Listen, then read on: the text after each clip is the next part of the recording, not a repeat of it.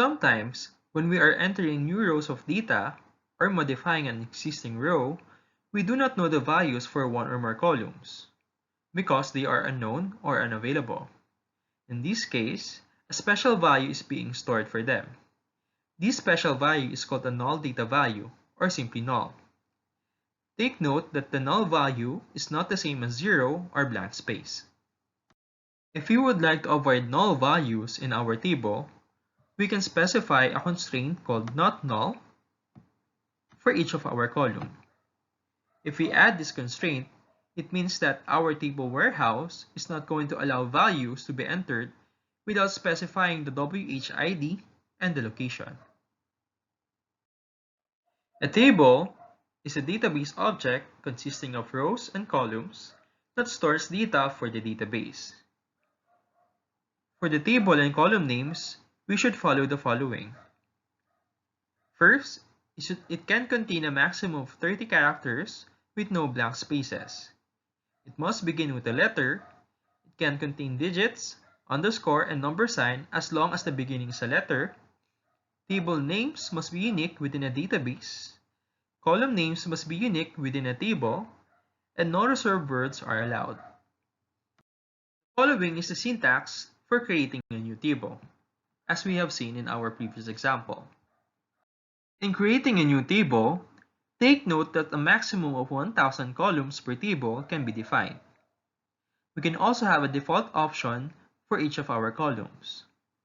The default option specifies a value to be used if omitted in an insert statement. So instead of a null, we can have a default value stored in our database. Usually, for the date, we are using the today's date to be stored in our database table. For example, if we're going to create an account manager table for the Justly books, this is how we're going to do it. I'm just going to highlight the default value for the AME date, which is this date, which means that if you're going to insert a new value into your table, today's date or the current date will be stored in the database. Also for AMCOM, if we do not specify a value for that, the default value that will be stored in the database is 0. If we would like to change the structure of our tables, we can do so using the alter table statements. With this, we can add or delete a column, change the column characteristics, create or delete a constraint, and modify a constraint's definition. To add a column to a table, this is what we're going to do. The alter table keyword, the name of the table that we're going to add a column to, the add keyword, and then inside, the name of the column, and the data type of that column. The new column is added at the end of the table and is null for all the existing rows. The default value can be assigned and the values added at the same time. We can also modify an existing column. Take note that the modification cannot affect already existing data. For that matter, we can increase the width of a numeric or character column, but we cannot decrease the width of a column. Or adding a default refers only to the future values.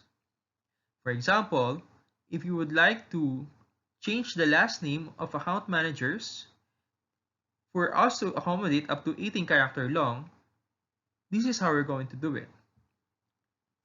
We have the alter table keyword, the name of our table, and then the modify keyword, and then the change that we would like to do in our table. To delete a column in our table, we use the drop keyword. Just take note if we use the drop keyword that the deletion is permanent.